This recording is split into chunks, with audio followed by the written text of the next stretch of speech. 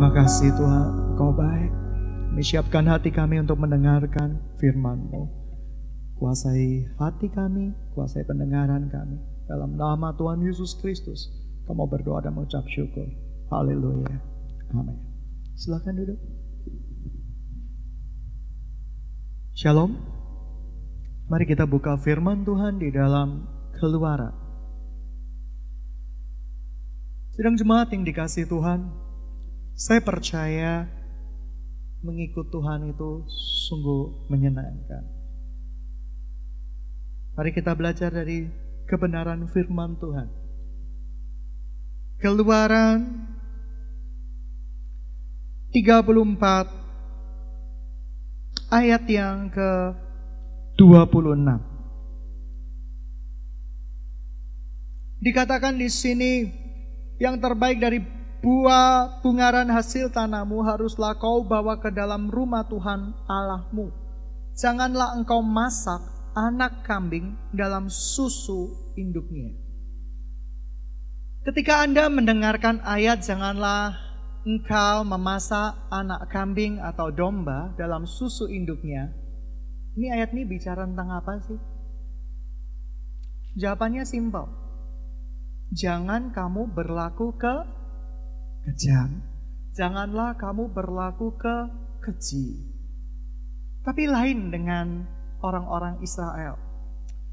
Hal yang mudah dibuat menjadi rumit sampai sekarang. Ada pengajar-pengajar di sana dalam tulisan-tulisan di majalah mengatakan tidak boleh memasak daging dengan mentega. Jadi restoran-restoran di sana menghindari memasak daging dengan mentega dan mereka sangat ketakutan sekali. Bahkan di dapur rumah sakit ada uap susu bercampur dengan uap dari bakaran daging, mereka ketakutan sekali. Teman-teman, kadang kita membuat hal yang simpel menjadi rumit. Kita membawa banyak buku, orang-orang Yahudi itu sangat pandai sekali. Mungkin saking pandainya, mereka tidak bisa melihat bahwa Kristus atau Mesias itu sudah datang. Dan lebih bodohnya lagi, anak-anak Tuhan banyak yang mempercayai ajaran-ajaran orang Yahudi masa kini sebagai sebuah kebenaran. Mereka mempelajari buku-buku untuk mendukung kebenaran Alkitab.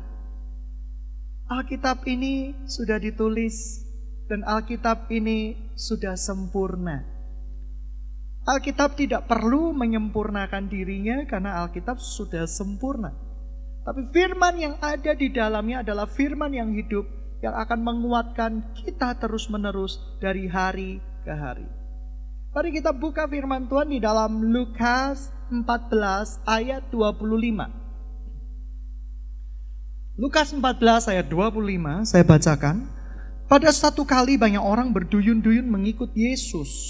Dalam perjalanannya sambil berpaling ia berkata kepada mereka, "Jikalau seorang datang kepadaku dan ia tidak membenci bapaknya, ibunya, istrinya, anak-anaknya, saudara-saudaranya laki-laki atau perempuan, bahkan nyawanya sendiri, ia tidak dapat menjadi muridku.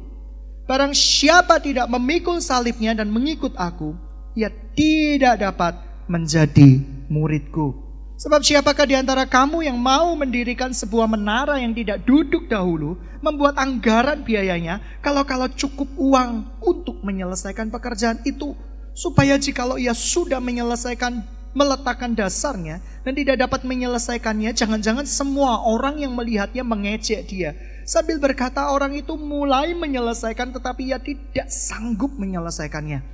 Atau raja manakah yang kalau mau berperang melawan raja lain tidak duduk dahulu mempertimbangkan dengan apakah 10.000 orang ia sanggup menghadapi lawan yang mendatanginya dengan 20.000 orang. Jikalau tidak, ia akan mengirim utusan selama musuh itu masih jauh untuk menanyakan syarat-syarat perdamaian.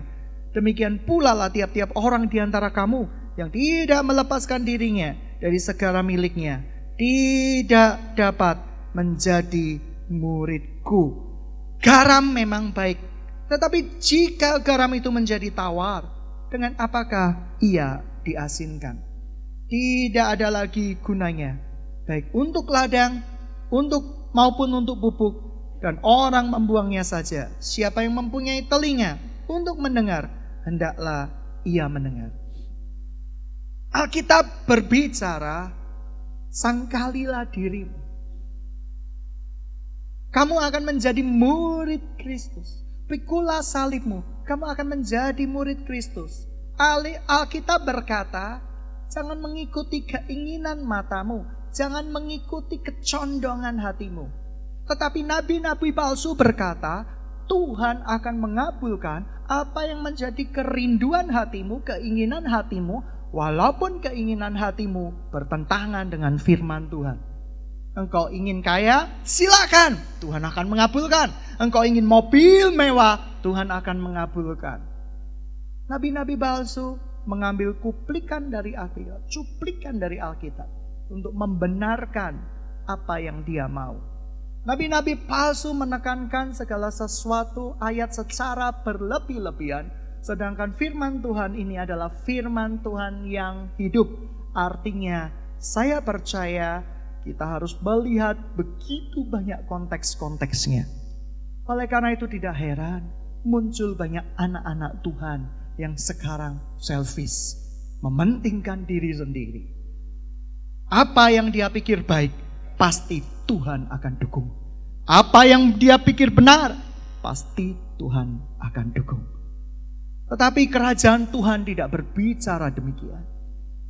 Firman Tuhan berkata bahwa jikalau engkau tidak menyangkal dirimu, maka engkau tidak dapat menjadi murid Kristus. Barang siapa tidak memikul salibnya, ia tidak dapat menjadi muridku. Barang siapa tidak membenci, dalam tanda kutip, membenci ayahnya, ibunya, anak-anaknya, ia tidak dapat mengikut aku. Segala sesuatu harus diserahkan untuk mengikut Tuhan.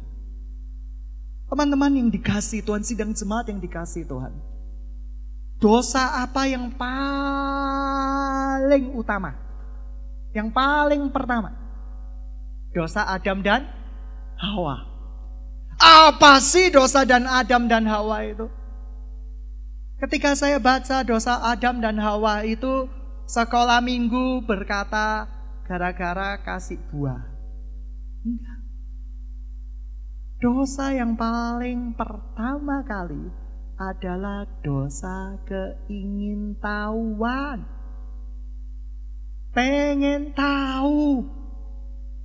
Bahasa kerennya sekarang, keposin. Ketika ada Android temanmu di sebelahmu dan tidak di-password dan tidak dikunci, siapa yang tergoda untuk membaca isinya, angkat tangan. Itu dosa warisan. Dihack, ditulisin, lalu kepo-kepo, kira-kira dia WA-an sama siapa ya, lainan sama siapa ya. Itu dosa paling kuno. Tapi masih sayang sekali DNA Adam dan Hawa kita miliki. Dosa ini menimbulkan begitu banyak kerusakan. Ketika Anda memiliki Instagram, sampai sekarang saya tidak berniat membuat Instagram pribadi dengan suatu saat maybe yes, maybe not. Tapi begitu banyak orang ngepoin temennya dari Instagram. Dilihat, happy married, foto berdua, klik, selfie berdua, makan bakso di foto, bahagia. Anda tidak tahu behind the skin-nya. Besoknya istrinya korban pembunuhan dari suaminya. Anda tidak tahu, masa sih ketika mereka sedang bertengkar itu di selfie? Apakah segila itu pasangan suami istri? ketika sedang tampar-tamparan di foto, lalu diupload di Instagram. Tidak semua orang akan mengupload momen-momen yang mereka rasa terbaik. Dan pikiran kita mulai tercemar. Kita merasa bahwa hidup orang lain lebih baik, lebih sempurna, lebih indah. Akhirnya apa? Menciptakan berbagai macam pertanyaan di pikiran. Benarkah aku berbahagia di dalam Tuhan dan jalan-jalanku? Adam dan Hawa sudah sangat bahagia di taman itu. Tetapi karena pengen tahu, ya kan? Sempat ada guyonan dengan beberapa teman penginjil. Kau tahu, waktu itu ular sedang menawarkan sebuah handphone Android. Dan Hawa tergoda. Karena di handphone Android itu kamu bisa mengerti semuanya. Itu buah pengetahuan baik dan buruk, semuanya kamu bakal tahu. Itu guyonannya. Tapi guyonan itu ada benarnya juga. Kamu sekarang saya mau tanya. Anda sakit, Anda buka firman Tuhan apa buka Google? Ngaku! Google. Demam tinggi. 30 derajat Celcius. Artinya apa? Mungkin gejala demam berdarah, gejala tipes, atau gejala kamu mengalami peradangan akut.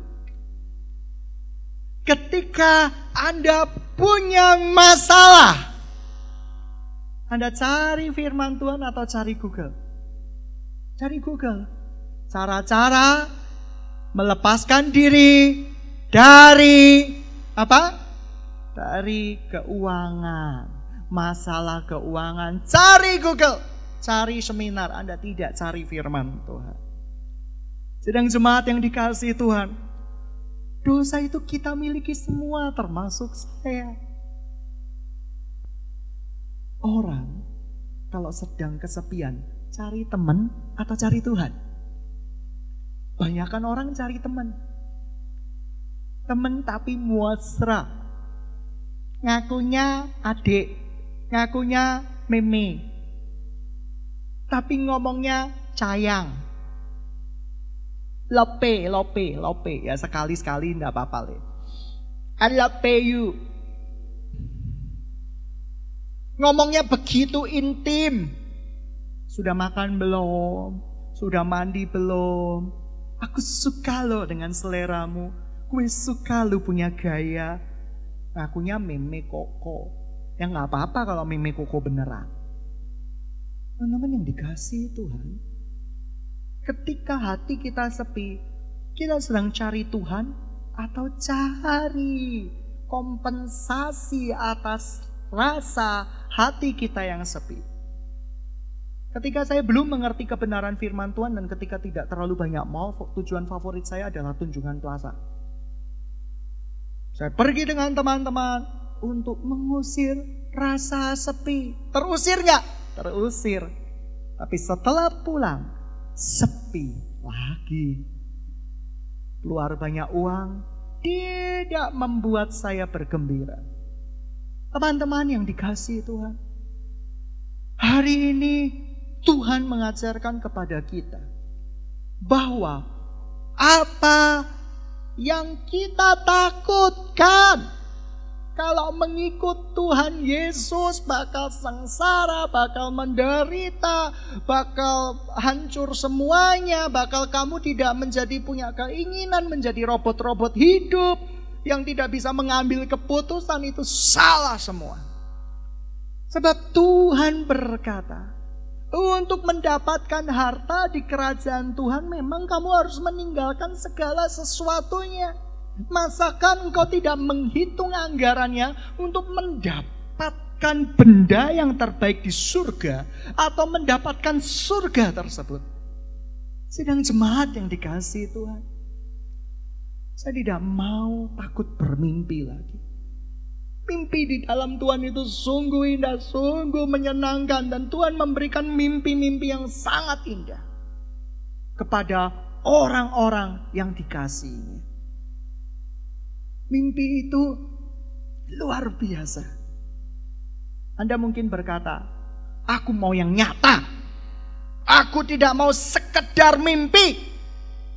Tapi mimpi bisa mempengaruhi mood kita, amin. Sekarang saya mau tanya, siapa yang suka buah salak? Angkat tangan. Wah, ada yang senang. Anda mimpi makan buah salak, senang gak hati Anda? Senang. Besok paginya senang. Kalau Anda mimpi ketemu dengan falak, kira-kira senang gak paginya? Oh, duka cita, sengsara, sedih, menakutkan, seram. Mimpi bisa berpengaruh di dalam kehidupan kita. Amin. Amin. Teman-teman yang dikasihi Tuhan, hari-hari ini Tuhan mau kita menjadi muridnya. Muridnya artinya memikul salib kita sendiri. Dan jangan pernah coba memikul salibnya Tuhan Yesus. Kamu gak akan pernah bisa. Dan menyangkali diri setiap hari. Ketika kita memikul salib kita dan mengikut Yesus, maka akan muncul api dari surga, yaitu Roh Kudus yang akan membakar semangat kita. Banyak orang yang mengaku mengenal Yesus. Banyak orang mengaku mendapat pengajaran yang benar. Tapi hati saya bertanya, kenapa tidak terlihat dari api hidupmu? Teman-teman, banyak pengajaran sesat yang lebih berapi-api daripada kita yang mengaku pengajaran kita sehat walafiat. Harusnya orang yang mendapat makanan yang sehat itu lebih kuat dan lebih berapi-api, tidak? Berapi-api. Oleh karena itu kita minta kepada Roh Kudus untuk memberikan api kudusnya, supaya kita betul-betul bisa menjadi murid yang sejati. Tiap waktu begitu berharga. Kamu punya pelayanan di marketplace. Berapa orang yang sudah kamu kenalkan kepada pribadi Yesus? Kamu punya teman. Sudahkah engkau dikenalkan dengan pribadi Yesus? Kita ini anak-anak Tuhan, murid-murid Tuhan. Sudahkah kamu menjadikan banyak teman-temanmu menjadi murid Kristus? Kamu hobi di sosial media, tidak ada yang salah. Tapi benarkah kamu menggunakan sosial media itu untuk kepentingan kerajaan Tuhan?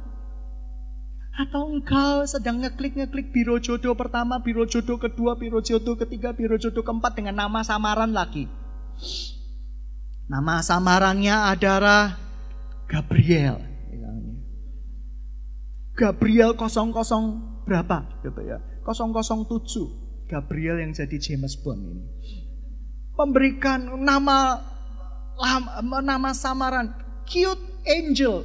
Angel nggak ada yang cute. Anda baca di Alkitab, angel itu gagah perkasa, menakutkan, memiliki karakter urapan dari Tuhan. Anda yang cute-cutein dosa besar loh ya, hati-hati. Itu bukan angel namanya. Menggunakan nama samaran. Yang paling parah menggunakan fotonya bintang film sebagai latar Anda. Iya kan? Sehingga ketika Anda ketemuan di sebuah kafe, karena ini biro jodoh, lawan Anda terkejut melihat Anda.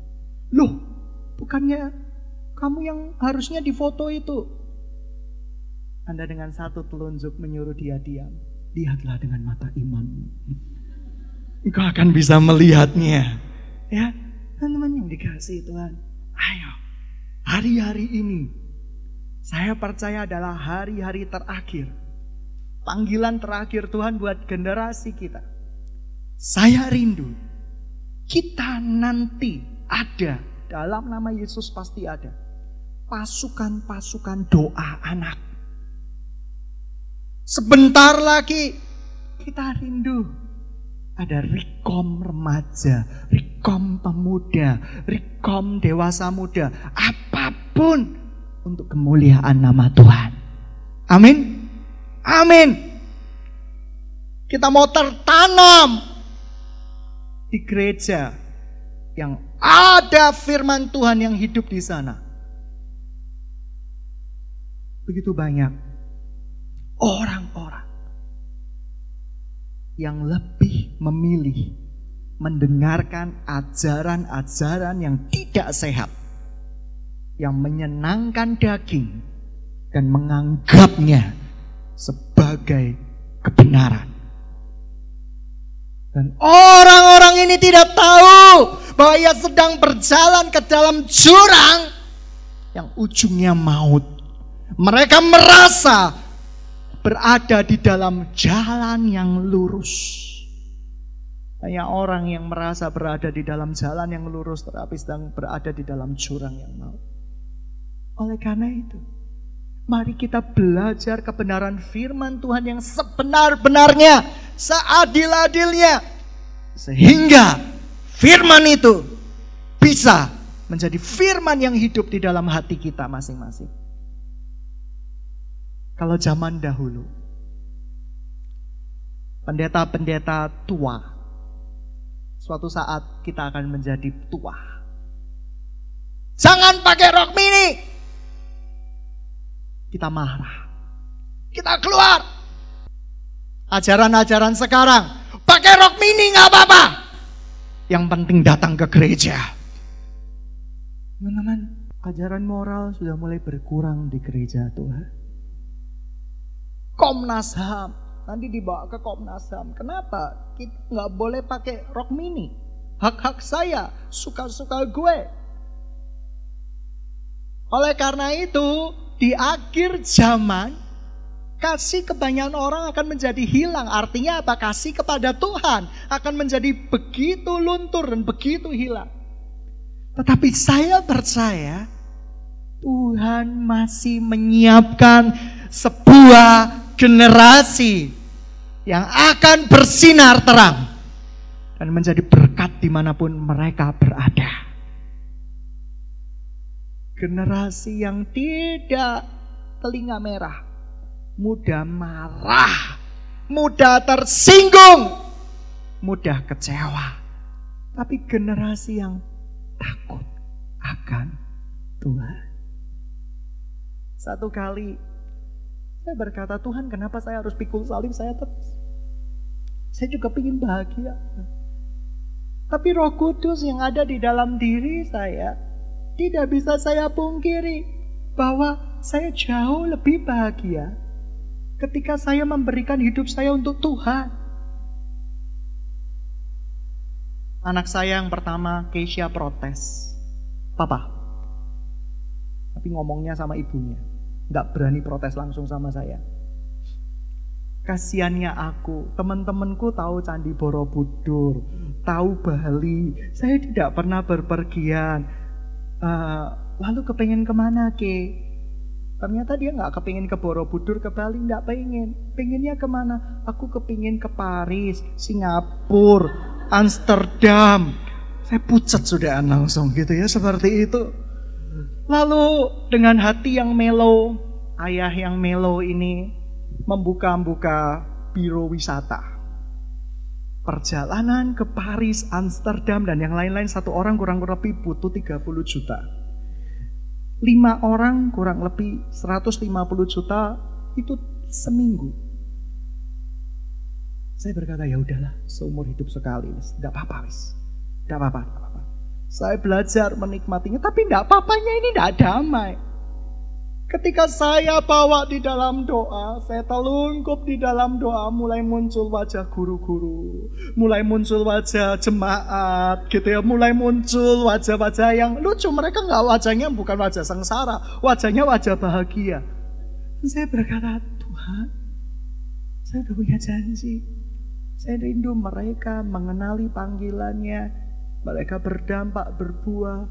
Apa arti kesenangan seminggu? Saya orang yang melo. Saya akhirnya menangis. Tuhan kalau bisa, engkau ajak sendiri Keisha jalan-jalan. Malamnya saya bermimpi dan dia bermimpi. Mimpi kami sama, tapi dia tidak pernah tahu kalau mimpi dia dan saya sama. Saya bermimpi mengajak dia ke Singapura, padahal saya juga gak pernah ke sana. Saya tunjukin patung, saya tunjukin jalan-jalannya, nyata sekali. Lalu Keisha bangun, dan dia berkata kepada ibunya, saya diajak jalan-jalan sama papa ke Singapura. Hah? Gitu ya? Dilihatin ini jalannya namanya apa, Singapurnya kepala singanya gimana. Terus papa juga ngajak jalan-jalan ke Paris, Ma. Hah? Gitu ya? Bahagia sekali. Ketika itu saya tersenyum simpul di mobil. Saya berkata, thank you Jesus, 150 juta tergantikan sudah. Kenapa? Jangan ada yang mengambil mimpi orang. Mimpi itu indah. Saya menangis terharu. Tuhan itu baik. Ayahnya gak bisa ngajak ke luar negeri karena terikat sebuah janji. Dan janji itu indah di hadapan Tuhan. Suatu waktulah, kalau beberapa sudah terselesaikan, masa rumah Tuhan masih bocor. Saya jalan-jalan ke luar negeri.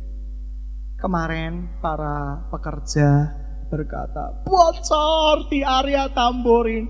Sedih hati saya. Saya berkata, Tuhan, ku siapkan rumah yang layak untukmu lah, Tuhan. Walaupun kau ada dimanapun engkau ingin berada, tapi saya rindu Tuhan mempersembahkan yang terbaik. Saya mulai menghitung-hitung anggarannya, kira-kira mampu tidak. Oh Tuhan, saya rindu walaupun tidak terlalu besar, kapasitas hanya sekitar mungkin 700 orang, 1000 orang. Tapi saya rindu rumah doa itu dibangun, Tuhan. Tapi Tuhan itu baik, teman-teman. Hari itu saya sepanjang hari bersyukur sama Tuhan. Saya tidak mendukakan hati anak saya. Keisha yang pengen banget ke luar negeri, ke Paris, ke Singapura. Dia gak suka ke Singapura, tapi bonusnya dia mimpi di Singapura. Dan saya bermimpi yang sama. Dia mimpi saya pakai baju apa, saya tahu dia pakai baju apa. Saya connect di mimpinya dia. Saya bahagia. Dia yang pengen saya juga ikutan mimpi. Tuhan itu baik gak? Baik. Baik sekali. Teman-teman, jangan pernah ada yang mengambil mimpimu dan berkata, alah kamu cuma pemimpi. Mimpi itu indah, teman-teman. Mimpi itu menyenangkan kalau itu datangnya dari Tuhan. Memberikan kekuatan. Memberikan penghiburan. Memberikan damai sejahtera. Oleh karena itu, sidang jemaat yang dikasihi Tuhan, jangan pernah takut bermimpi atau gara-gara takut tidak akan terjadi. Dan segala pengharapan di dalam Kristus Yesus tidak akan mengecewakan. Amin. Ada seorang anak, ayahnya sudah tua sekitar 70-an, meninggal. Dia sedih sekali, dia menangis sekali. Dari hari ke hari dia menangis karena begitu dekat dengan ayahnya. Satu kali dia berdoa kepada Tuhan, Tuhan, aku rindu, aku kangen. Dia berjumpa di mimpi. Teman-teman, walau ketika kita bangun tidur, kita tidak menemukan apa yang dimimpi lagi. Tapi ketahuilah, mimpi yang sejam 2 jam itu sangat menghibur dia, mengobati rasa kangennya pada Bapa. Teman-teman yang dikasihi Tuhan, siapa yang udah mulai malas bermimpi di gereja ini? Aku pingin mimpi punya panti asuhan, aku pingin mimpi punya rumah sakit. Hei, tidak boleh ada yang merebutnya dari engkau, termasuk sahabatmu sendiri, termasuk orang tuamu sendiri, jikalau engkau tahu mimpi itu dari Tuhan. Indah sekali. Teman-teman, orang yang bermimpi, dia akan mendapat penghiburan. Orang yang memimpi, dia akan dapat kekuatan baru. Sudahkah engkau bermimpi? Kalau engkau tidak punya mimpi lagi, kasihan. Hidupmu tanpa pengharapan. Hidupmu sudah musnah. Kamu hidup seperti robot-robot yang melayani Tuhan. Tapi kalau engkau mengizinkan mimpi Tuhan masuk di dalam hidupmu, itu indah. Kamu akan menjadi pelayan-pelayan di dalam roh dan kebenaran. Berapa banyak engkau worship leader, pemain musik, engkau mau bermimpi memiliki pujian penyembahan yang sangat diurapi oleh Tuhan. Berapa banyak engkau, anak-anak Tuhan, yang memiliki mimpi untuk membangun rumah Tuhan yang tanpa bocor. Kita rumah bocor aja sudah bingung setengah hidup. Tapi di sini bukan bocor, teman-teman. Puji Tuhan. Apa? Ambrol tepatnya. Kalau bocor itu kan netes ya. Itu airnya mengalir terus. Hati saya sedih. Tapi saya punya mimpi. Suatu hari saya rindu ada sebuah rumah Tuhan yang layak bagi Tuhan. Mimpi butuh pengorbanan. Amin. Amin. Kamu tidak mungkin memiliki segala sesuatunya tanpa pengorbanan, tanpa memikul salib. Saya percaya ketika kita memikul salib kita, beban kita itu ringan. Kok aneh? Karena Tuhan berkata, pakailah kuk yang kupasang, dan itu menyenangkan bagimu. Teman-teman, mari. Hari ini saya rindu firman Tuhan berkata apa? Jangan pakai pengetahuan. Ayat yang pertama tadi di Keluaran. Kamu selalu rindu, haus akan pengetahuan. Padahal maksud Tuhan itu sederhana, simple. Jangan berlaku kejam. Pertama, jangan menggunakan pengetahuanmu. Pakai pengetahuan Tuhan. Yang kedua, belajar menjadi murid Kristus. Sebab murid Kristus itu menyenangkan karena goalnya adalah segala kemuliaan hanya bagi nama Tuhan. Kalau kau bertekun dengan apa yang kau ingini di dalam dagingmu, kamu gak akan ada nilai kesenangan. Kamu tidak ada nilai pengorbanan.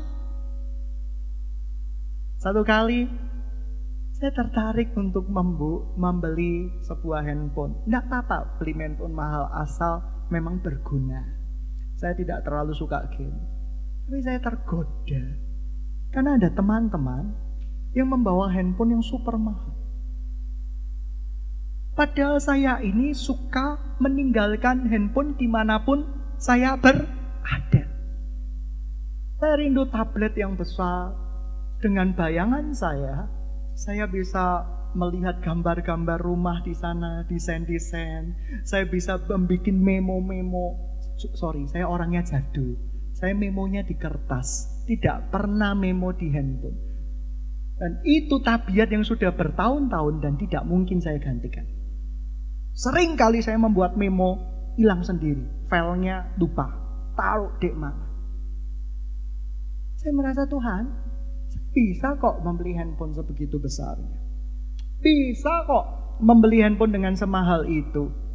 Kan supaya kelihatannya keren. Kalau saya keren, nanti mereka bertanya, siapa Allahmu yang keren itu?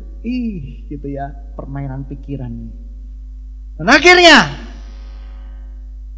saya pergi sendiri.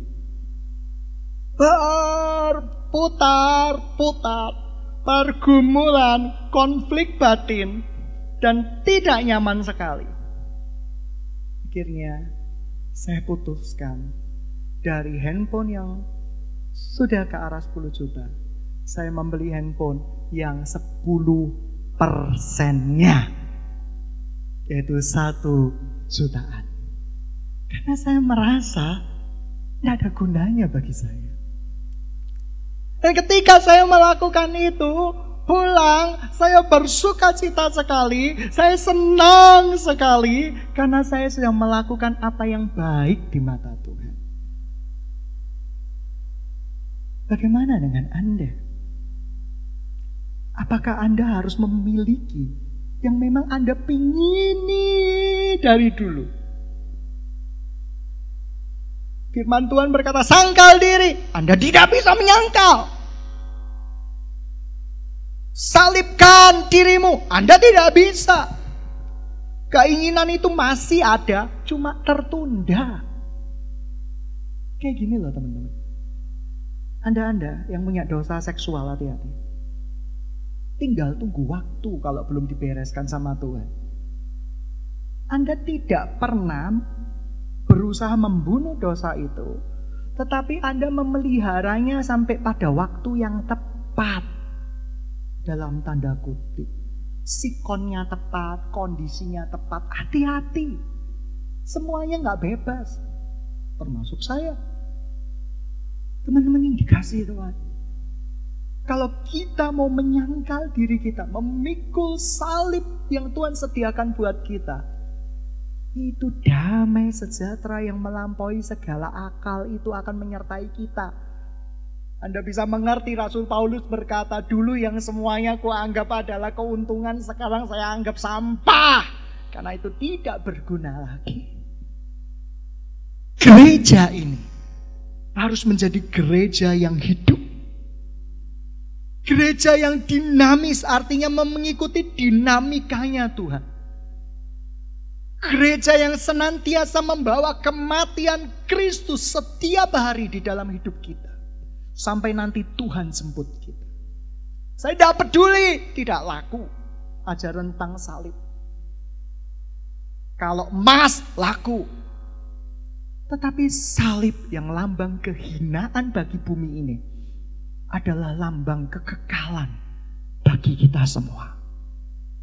Sedang jemaat yang dikasihi Tuhan, belajar jadi murid Kristus, pikul salib. Pikul salib. Dan serahkan semua keinginan hatimu untuk dikelola sama Tuhan. Maka Tuhan akan memberikan kemerdekaan pikiran di dalam engkau. Banyak orang yang memiliki zona peperangan, zona keuangan, gagal terus di keuangan. Saya dulu zona yang selalu gagal di keuangan. Puji Tuhan, perlahan tapi pasti Tuhan merdekakan. Ada yang orang yang gagal di zona seksual, belajar, serahkan sama Tuhan, suatu saat engkau akan dimenangkan. Ada orang yang pergumulannya adalah zona kebohongan. Minta Tuhan bentuk. Minta Tuhan bentuk. Minta Tuhan disiplin engkau. Dan itu butuh interaksi dua belah pihak. Teman-teman yang dikasihi Tuhan, saya rindu kami menjadi bejana untuk mengisi kerinduan Tuhan buat dunia yang akan berakhir ini. Saya mau menanamkan nilai-nilai yang benar sesuai dengan kebenaran firman Tuhan kepada anak cucu rohani kita. Supaya ketika kita sudah tidak ada, berita tentang salib Kristus tetap diberitakan dari generasi ke generasi. Saya khawatir salib tidak akan ada harganya lagi suatu saat. Karena pengajaran-pengajaran yang tidak bertanggung jawab, yang menyenangkan telinga, yang menghibur daging, tetapi tidak mengoyak-ngoyakkan roh, tidak mengoyakkan jiwa manusia, supaya keluar pribadi yang menyenangkan hati Tuhan. Hari-hari terakhir banyak nabi-nabi palsu. Tapi seringkali kita tidak menyadari kepalsuan tersebut. Mari, sidang jemaat yang dikasihi Tuhan, hari ini siapa yang mau memiliki mimpi dipakai Tuhan? Angkat tangan. Serius nih, gak ada jebakan. Habis Pak Pendeta seringkali jebak-jebak orang. Tidak, kali ini saya janji tidak ada jebakan. Siapa yang mau memiliki mimpi dipakai oleh Tuhan? Angkat tangan. Serius? Pemain musik maju ke depan. Saya rindu dipakai Tuhan. Saya rindu seisi rumah saya dipakai oleh Tuhan. Saya rindu anak-anak Anda dipakai Tuhan. Saya rindu keluarga Anda dipakai Tuhan. Syaratnya satu. Menyangkal diri. Menyangkal diri. Jangan pakai pengetahuanmu. Pakai pengetahuan Tuhan. Orang-orang Yahudi sampai sekarang tidak bisa menerima Yesus. Ada selubung yang menutupi mata mereka. Karena selubung itu adalah selubung kepandaian. Mereka menganalisa segala sesuatu. Tapi mereka tidak pernah menemukan Mesias itu hadir dan sudah ada di muka bumi ini. Saya bermimpi ada generasi anak-anak yang takut akan Tuhan. Generasi yang mau berkata no kepada dosa. Generasi yang mau berkata, ini aku, pakailah aku Tuhan. Dan saya rindu ada sebuah generasi yang menyenangkan hati Tuhan. Anda bekerja, Anda menyenangkan Tuhan. Lalu Tuhan bisikan kata-kata di dalam hatimu. Baik sekali perbuatanmu, hai anakku. Oh, saya begitu rindunya mengalami hal yang demikian. Saya rindu ketika saya menyangkali keinginan saya pulang dari tempat itu. Tuhan berkata, terima kasih, baik sekali perbuatanmu, hai anakku. Rindu sekali ketika mendengarkan suara dari ayah rohani saya, bapa rohani saya, bapa yang kekal, masuk lewat suara hati saya dan berkata, itu baik. Teman-teman, kalau kamu mengumpulkan harta untuk dirimu sendiri, apa nilainya? Tidak bermanfaat. Tapi kalau kita mengumpulkan harta, yang sebenarnya itu bukan harta kita, kita lakukan untuk kemuliaan nama Tuhan. Betapa besarnya upah yang akan menanti buat kita di kerajaan sorga. Oleh karena itu, Anda yang menangis ketika mengajari anak-anak, Anda yang mungkin bekerja di marketplace menangis karena Anda harus mempertahankan iman Anda. Di tengah dunia yang memaksa Anda berlaku curang, Anda mempertahankan iman Anda, Anda mempertahankan kelakuan Anda di dalam Kristus Yesus. Betapa indahnya. Betapa indahnya Anda bekerja di sebuah perusahaan, sementara teman-teman yang lain korupsi. Anda mempertahankan hati nurani Anda di dalam Kristus Yesus untuk berlaku bersih di dalam Tuhan. Oh, menyenangkan sekali. Anda akan mendengarkan suara Roh Kudus dan berkata, baik sekali perbuatanmu, sungguh aku disenangkan. Tetapi apa jadinya jikalau keinginan hatimu yang salah karena dosa-dosa warisanmu, lalu engkau menginginkan mobil super mewah. Anda harus mendapatkan itu dan menjadikan mobil super mewah itu sebagai bahan motivasimu untuk bekerja lebih giat, untuk bekerja lebih kuat. Betapa celakanya kita. Kita mengejar sesuatu yang fana, yang bakal musnah. Kita menjadi orang yang tidak terkontrol lagi. Apa yang aku ingini harus dikabulkan oleh Tuhan. Apa yang aku minta harus dapat. Sungguh pengajaran dari setan yang tidak bertanggung jawab. Hari ini Tuhan memberikan sebuah mimpi pada kita. Saya bersyukur. Saya gak punya Tuhan, saya gak punya apa-apa. Emas perak yang ada pada saya adalah milikmu. Jadilah sesuai apa yang kamu mau. Satu hari di dalam doa, saya berkomunikasi dengan Tuhan. Kok bisa?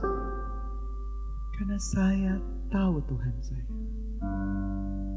Saya berbicara.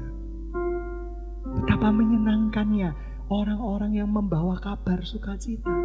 Betapa menyenangkannya orang-orang yang membawa berita bahwa Yesus itu adalah Tuhan. Betapa menyenangkannya ketika kita menyangkal diri kita mengikut Tuhan. Daging berontak, jiwa marah, tapi daging robek, jiwa robek, roh Tuhan keluar.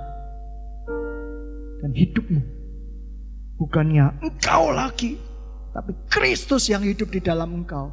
Dan hidup di bawah pimpinan Tuhan itu sangat indah. Kamu akan merasa suatu saat ketika Anda memiliki mobil, ketika Anda memiliki segalanya, saya merasa ada momen-momen yang tidak bisa digantikan. Ketika saya berjalan menuju sebuah terminal, hanya saya berdoa kepada Tuhan dan saya percaya Tuhan menyertai saya. Ada momen-momen yang tidak bisa tergantikan. Saya percaya pemeliharaan Tuhan itu sempurna, teman-teman. Amin. Buktinya kamu sehat, buktinya kamu gak kekurangan satu apapun. Tapi mari minta kepada Tuhan, Tuhan hari ini aku punya mimpi, kau gantikan dengan mimpimu. Aku tidak mau Tuhan mimpi keserakahanku mempengaruhi hidupku dan berakibat aku tidak bisa memberikan yang terbaik untuk kemuliaan nama-Mu. Saya berdoa, saya menantang kemustahilan. Karena bagi saya, Yesus itu adalah Tuhan yang paling tidak mustahil. Kami akan buka production house dalam nama Yesus. Saya nggak punya pengetahuan apa-apa, tapi ketika Tuhan memberikan kunci, kita akan buka dan akan jadi untuk kemuliaan nama Tuhan.